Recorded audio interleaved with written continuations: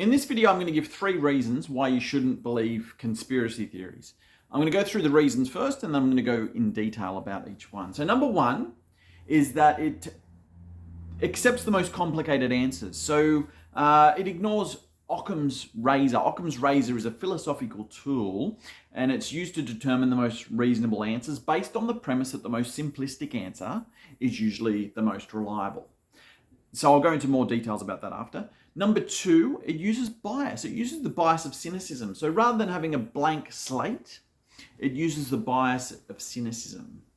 And number 3, it programs your mind with all these things. It programs your mind to have faith. It programs your mind to have bias. It programs your mind to accept complicated answers. And it programs your mind to lower its standards and accept things with very low standards. You usually find people that believe in conspiracy theories believe in a lot of conspiracy theories, and the more they believe in, the more quickly they are to accept conspiracy theories, because they start to lower their standards of evidence and lower the standards of entry to accept all different things. So let's go number 1. Number 1 is that it accepts the most complicated answers. So Occam's Razor, a good example of Occam's Razor is this. Just say I walked in and saw blood on the bench in my kitchen.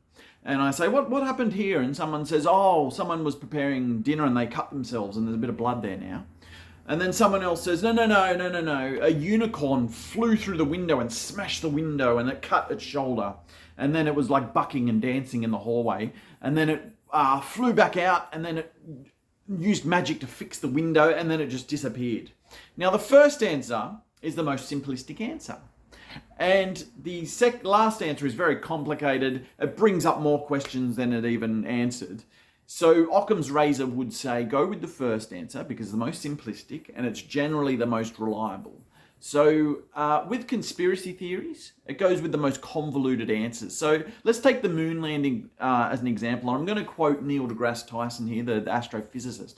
When they asked him about the moon landing, they said, do you have any evidence that the moon landing is real? And he said, well, there was a rocket. We built a rocket. We got the hardware there. We all saw the rocket go up into space. We've got buildings full of blueprints with hundreds and hundreds of hours worth of engineering blueprints that you can even see today. You can go through, you can see those blueprints. And he said to fake the moon landing, it would have just been easier to go to the moon than to fake it, which is a perfect example of Occam's Razor. So it is true that it would have been so convoluted and so complicated to fake the moon landing. It would have simply just been easier just to go to the moon.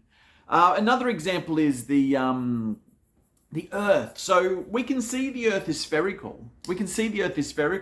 NASA, airlines, scientists, apps that follow planes all work on the premise that the Earth is spherical.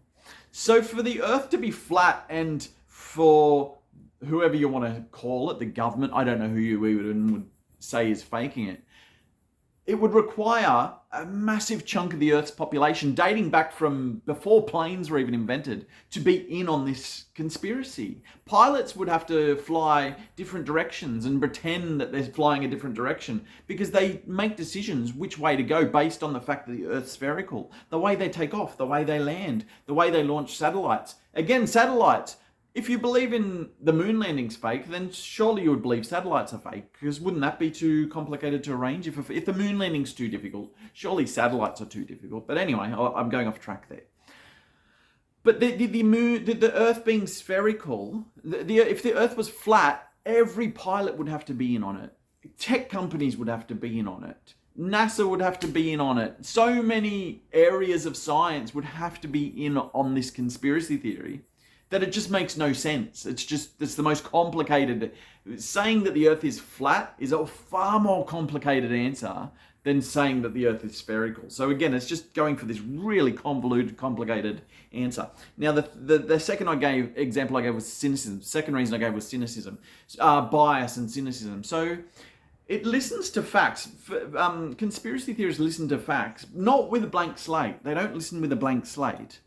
They listen with a bias, like that, so something's got to be evil and fishy about this. There's got to be an ulterior motive, a hidden agenda going on here, and they twist things to conform to their biases.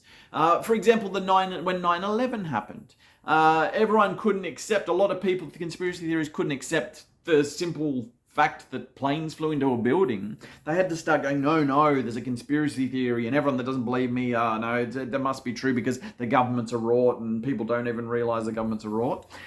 Which brings me on to my final thing, is that it programs your mind. Now, nobody can believe anything, nobody can know anything 100%. So the moon landing, you can't know it 100%. You can only take an educated guess.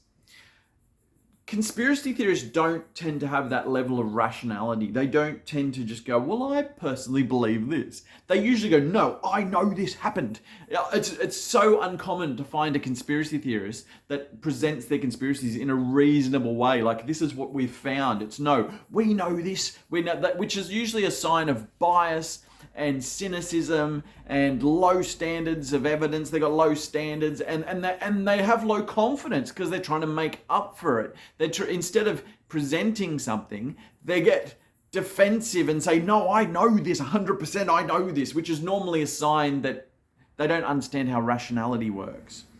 So I would say, yeah, it programs your mind to accept convoluted answers based on cynicism, and it programs your brain to lower its standards, which is why you find that once somebody accepts a conspiracy theory, they normally start accepting a lot more, and the barrier to entry to accepting it gets lower and lower, and they start collecting all these conspiracy theories because they've lowered their standards right down where it's like, yeah, just bring any conspiracy theory on, I'll believe it all. So these are my reasons to avoid conspiracy theories. And you don't want to program your mind to accept complicated things. You don't want to program your mind to accept things with cynicism, without evidence. You don't want to program your mind to have low barriers of entry. You want to protect your mind from nonsense and just always go with the most simplistic, most rational answers that there are. So that's my video on conspiracy theories. Thank you.